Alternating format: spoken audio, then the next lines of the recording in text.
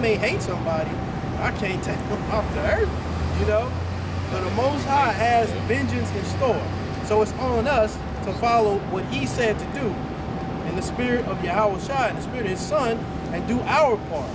We can't, how can we take the so-called white men off the earth? How can we fight against the Navy? How can we fight against the Army, against the Air Force, the Coast Guard?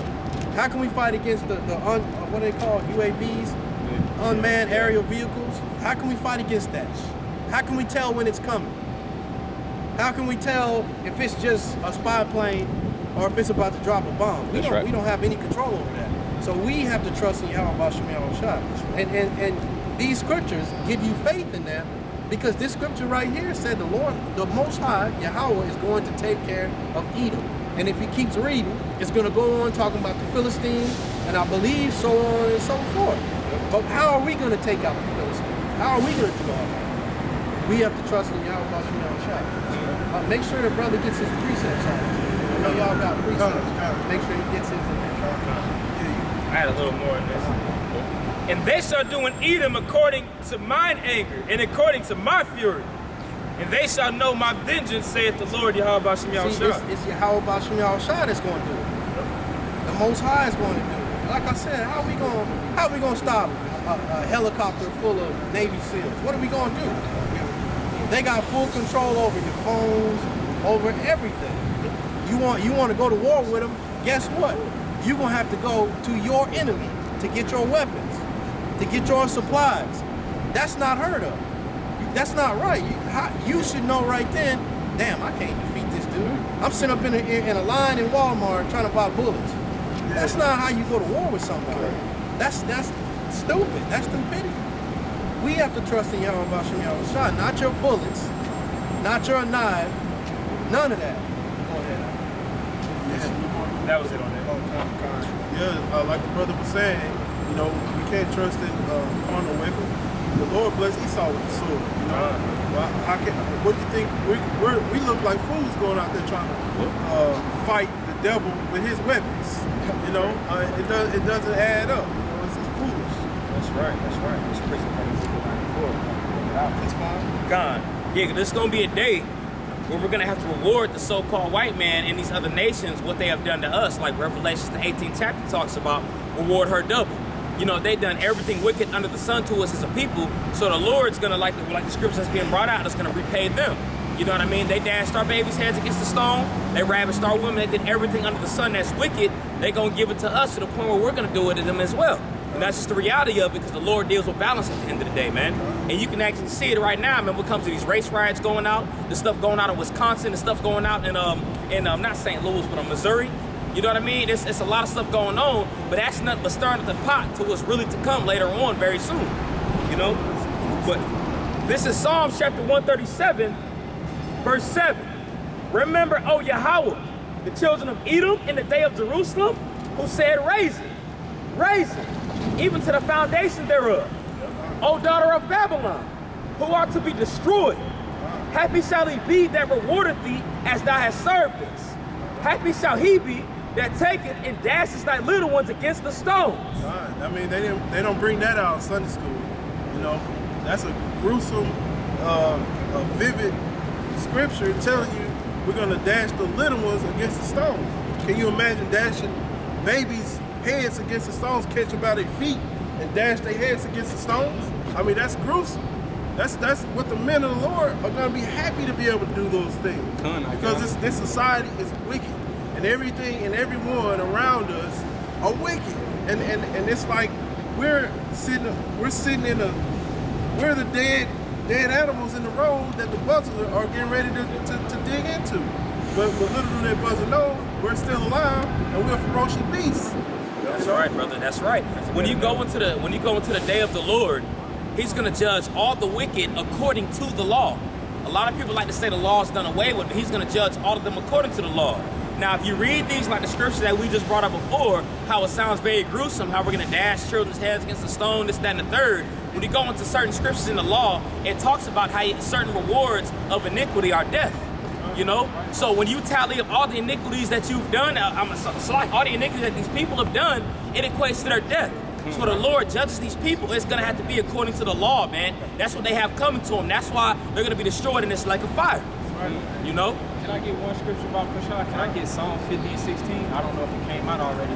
But that's an excellent point that you made, man. The Most High, man, He's gonna judge according to the law.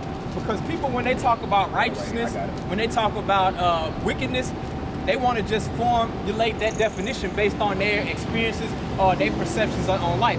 But there always has to be a standard or a measurement of how we determine what's right and what's wrong. That's right. And the standard is the laws of the Most High, which is not done away with, man. You know? And chiefly America, which we know that the Edomites, the wicked according to the Bible, they're going to be harshly judged according to the law based on this scripture right here. That's You right. got it? Yeah. This is Psalms chapter 50, verse 16. But unto the wicked, the Most High said, what hast thou to do to declare my statutes? That's right. But unto the wicked, man. In Job 9 and 24, that tells you who the wicked is according to the Bible, man. That's right. It classifies the nation of Edom as the wicked, man. That's right. Meaning their entire nation, man, is wicked. Because that's the way the Most High set them up to be, man. You know, take it up with the Most High. Yep. Don't ask us why. That's right. Go ahead. Come. Or that thou shouldest take my covenant in my mouth? That's right, because basically the Edomites, or you God-fearing Americans, so-called, they proclaim this to be the Bible to be the law of the land, right? They even tricked our people, the Gadites, the Native Americans, when they came over here in their conquest, man, with the Bible by twisting it up, man. Lying to our people, man. Basically using this as a tool of deception to conquer our people. Go ahead. Come. Verse 17. Seest thou hatest instructions and castest my words behind thee? Seest thou hatest instructions and castest thy word behind me? Because even we always bring that example in the courthouse when you go into a trial, they'll swear you in with your right hand on the Bible. But guess what? When the judge, when it's time to deliberate and make a decision, they're judging according to a set of penal codes. They cast the word of the Most High behind their back. Yep. And also, just on a greater scale, the Most High says you're not supposed to be a homosexual. There's a Levitical law that has a consequence for being a homosexual. But guess what America says? The homosexual had a right to be married. So those are examples where the wicked, they cast the law behind them, but their hypocritical nation says, hey, we're a God-fearing nation. Go ahead, brother. Con. Verse 18. When thou sawest the thief, thou shalt contest, Salakia. When thou sawest the thief, then thou consentest with him and hast been partaker with the adulterers. That's pretty much the point, man. Because Esau, since he tried to take over this Bible, say that the so-called white man is the son of the Most High, say that the angels are white, so-called white people, say that all of these things written in this Bible were really pertaining to their nation, man, and not the true people, man. Because you got the gutter rats, the chief house of the Edomites, those Amalekites, they're saying that they're the Jews. Right. Right. When we know, according to biblical prophecy, history, so on and so forth, that's a complete lie, man. So the Most High is basically saying, because you've taken on this book, you're going to be judged according to the laws of this book, man. That's like right. the brother we just went into. You got it out. Con. It's a few, If you want to keep going, that's on you. So that's the point I want to get. yeah, it's a few more to it. There's a lot of meat on this. Verse 19.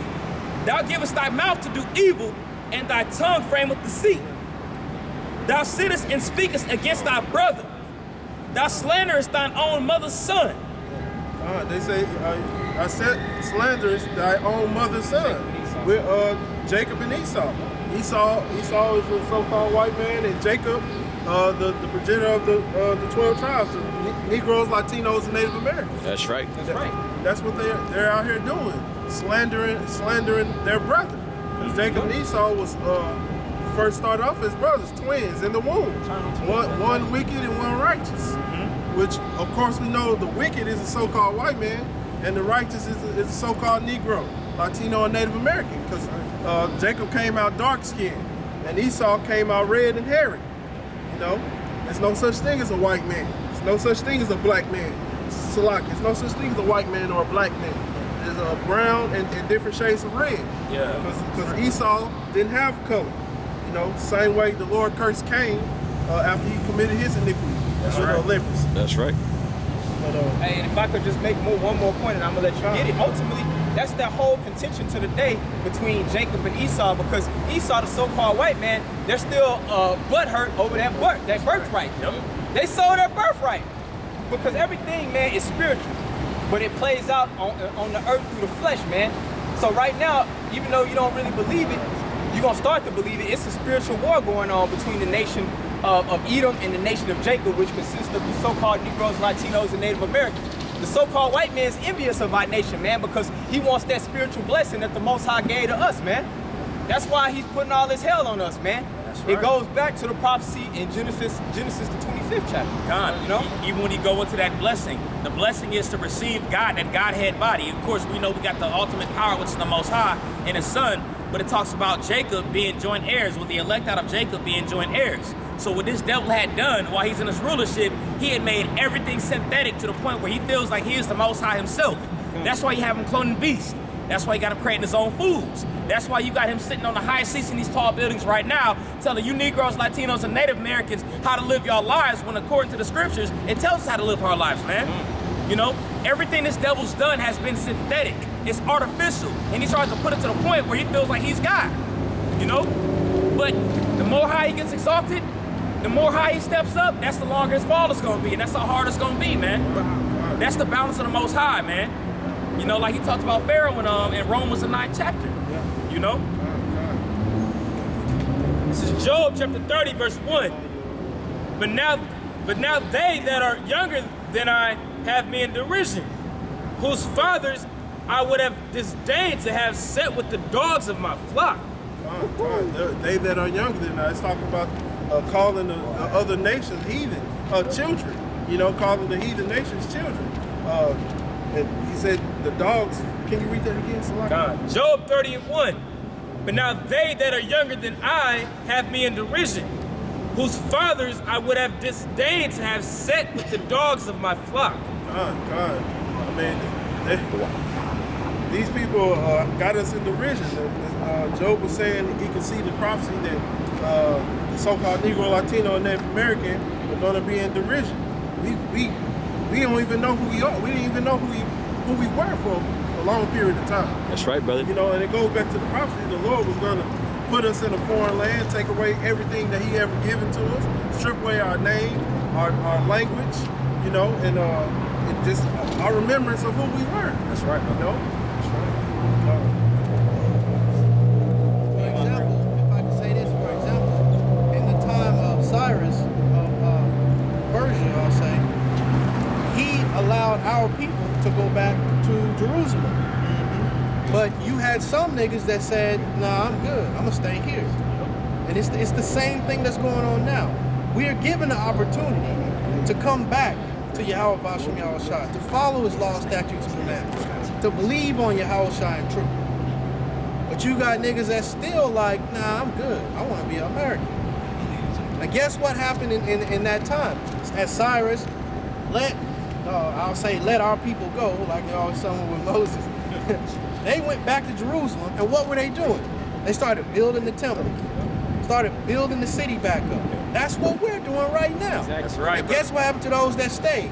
Shortly thereafter, Babylon was completely taken over. That's the same thing that's going to happen now. Those that don't want to get the program, they're going to fall with America.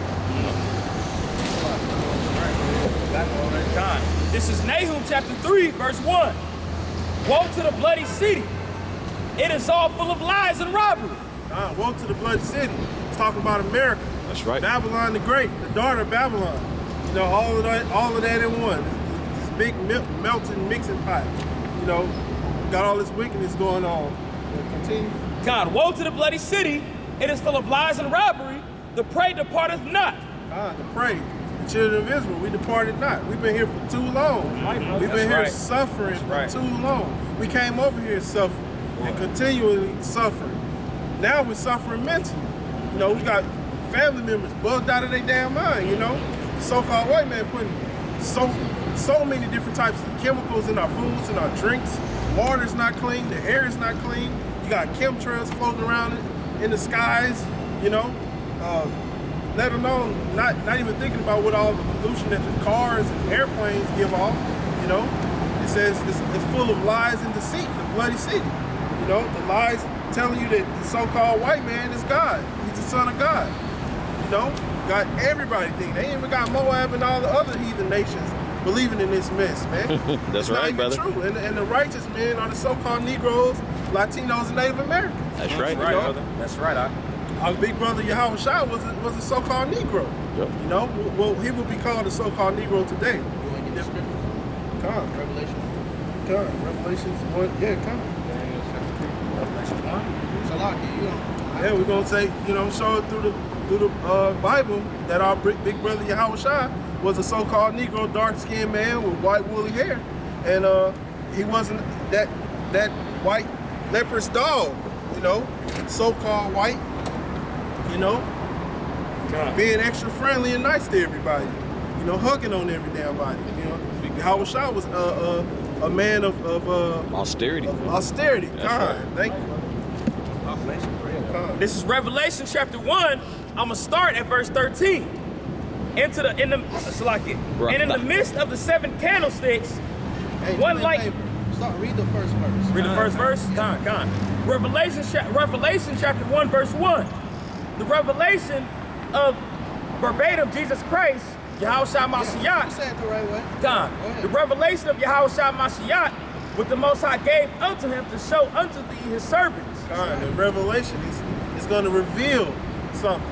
It's revealing Yahweh Shai Mashiach. It's going to say, in the Bible, it's going to say Jesus Christ. But we know that the true name is Yahweh Shai Mashiach. That's right. That's right, brother. Things which shall surely come to pass, and he sent and signified it by his angel unto his servant John. You can jump to it. God. Verse 13. In the midst of the 7 candlesticks, one like unto the Son of Man. God, one like unto the Son of Man. Who's the Son of Man? Of course, 1 and 1 said Yahweh Shai. God. One like, the garment down to the foot, and girt about paps with the golden